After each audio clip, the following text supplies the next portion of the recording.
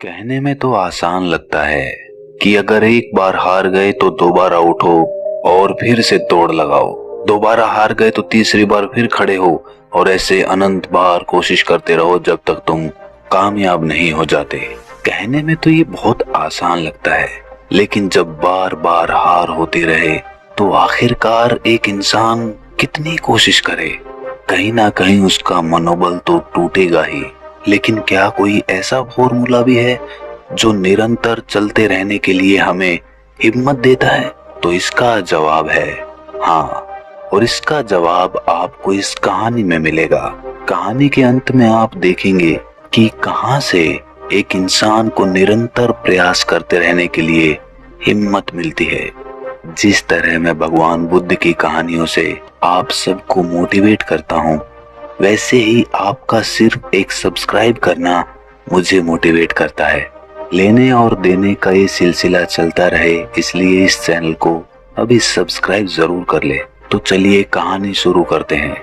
भगवान बुद्ध के हजारों शिष्य थे। जब उनका एक शिष्य बुद्धत्व को प्राप्त हो जाता तो वो उसे किसी एक दिशा में भेजकर वहां के लोगों को जागरूक करने और ज्ञान देने के लिए भेज देते थे। बुद्ध का एक शिष्य बुद्ध के सानिध्य में 6 सालों से था। वो एक दिन महात्मा बुद्ध के पास आया और बुद्ध से कहा कि हे बुद्ध, मुझे आपके पास 6 साल हो गए हैं। मेरे बाद कितने शिष्य आए, उन्हें आपने इस बीच किसी एक दिशा में ज्ञान देने के लिए भेज दिया, लेकिन मुझे अभी तक नहीं भेजा। क्या मुझे अभी तक बुद्धत्व प्राप्त नहीं हुआ है? बुद्ध मुस्कुराए और बोले, ये तो तुम्हें खुद समझना होगा कि तुम्हें बुद्धत्व प्राप्त हुआ है या नहीं। शिष्य बोला, हे बुद्ध, आपने मुझे इन 6 सालों में जो भी उपदेश दिया है मुझे वो सब याद है। आपकी बताई एक एक बात मुझे याद है। आप मुझसे कुछ भी पूछ सकते हैं, मैं आपको हर उत्तर देने के लिए सक्षम हूँ।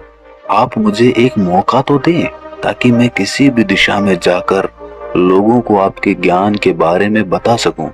बुद्ध ने कहा, ज्ञान की बातों को याद रखने से कुछ नहीं होता जब तक आप उसे अपने आचरण में ना लेकर आओ। जब तक आप किसी चीज को अपने आचरण में नहीं लाएंगे, तब तक आप दूसरों को नहीं कह सकते कि वो उसे अपने आचरण में लेकर आए। शिष्य ने कहा, जो भी हो, कृपा कर मुझे एक मौका तो दें। आप मुझ पर भरोसा रखें, मैं सभी को अपने ज्ञान से प्रभावित कर सकता हूँ। मैं लोगों को ऐसी बातें बता सकता हूँ जिससे उनके जीवन में शांति आएगी और वो शांति पूर्वक अपना जीवन जी सकेंगे। बुद्ध ने कहा, अभी तुम तैयार नहीं हुए हो। जब तुम तैयार हो जाओगे, मैं तुम्हें खुद सही मार्ग पर जाने के लिए कहूँगा।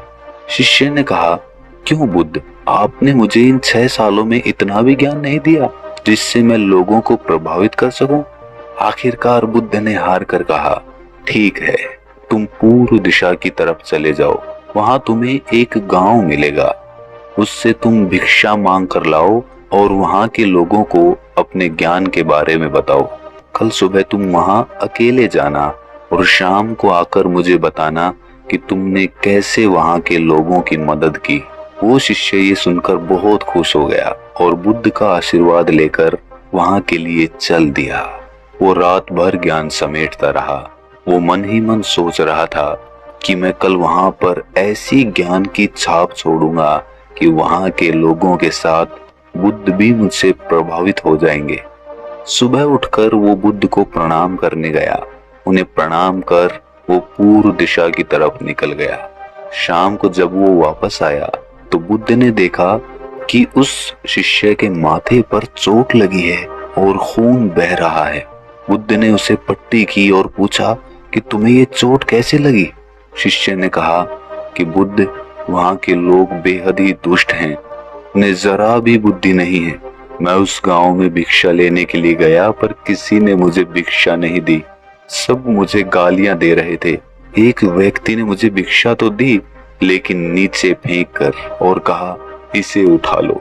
मैंने उन्हें काफी समझाया, लेकिन वो मेरी बात सुनने को तैयार ही नहीं थे।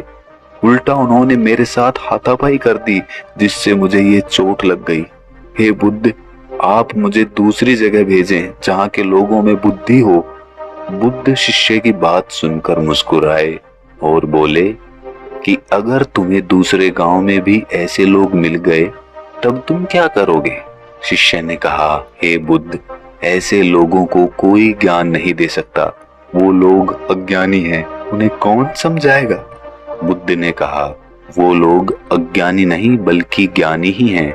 उनके पास बहुत बुद्धि है और उनके पास खुद का अपना ज्ञान है। अगर तुम किसी दूसरे के ज्ञान को चोट पहुंचाओगे तो वो कुछ तो कहेंगे ही। तुम्हें ऐसे लोग हर जगह मिलेंगे, तब तुम अपना ज्ञान उन्हें कैसे दोगे? बुद्ध ने शिष्य को कहा कि आज तुम आराम करो, कल शाम को मेरे पास आना। शिष्य बुद्ध को प्रणाम करके चला गया। अगली शाम जब वो वापस बुद्ध के पास आया तब वहां एक और बुद्ध के शिष्य मौजूद थे। उनके हाथ में चोट लगी हुई थी। बुद्ध ने उस शिष्य के हाथ पर चोट देखकर उस पर पट्टी की और उस शिष्य से पूछा कि तुम्हें ये चोट कैसे लगी?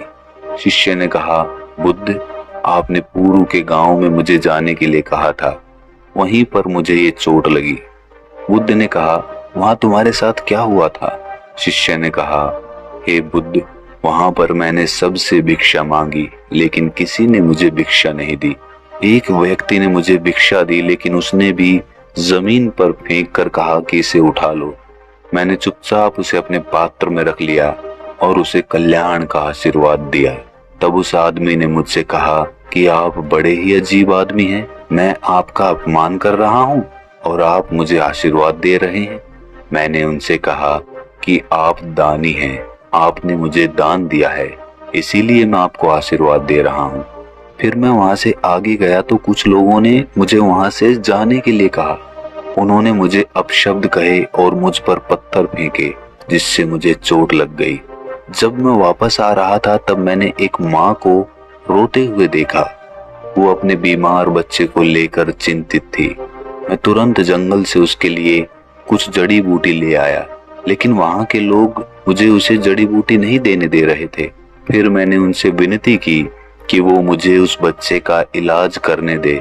उसके बाद वो जैसा कहेंगे मैं ठीक वैसा ही करूंगा। फिर जिस व्यक्ति ने मुझे भिक्षा दी थी उसने गांव वालों को समझाया। तब उन्होंने मुझे उस बच्चे को जड़ी बूटी लगाने दी। उसके बाद वो बच्चा ठीक हो गया। फिर गांव वालों ने मुझसे उनके किए गए अभद्र व्यवहार के लिए क्षमा मांगी और मुझे धन्यवाद दिया।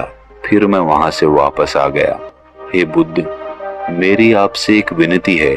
उस गांव के लोग बहुत भोले और सीधे साधे हैं। क्या मैं रोज उसी गांव में जाकर भिक्षा मांग सकता हूँ? ये सभी बात वो पहला शिष्य भी सुन रहा था।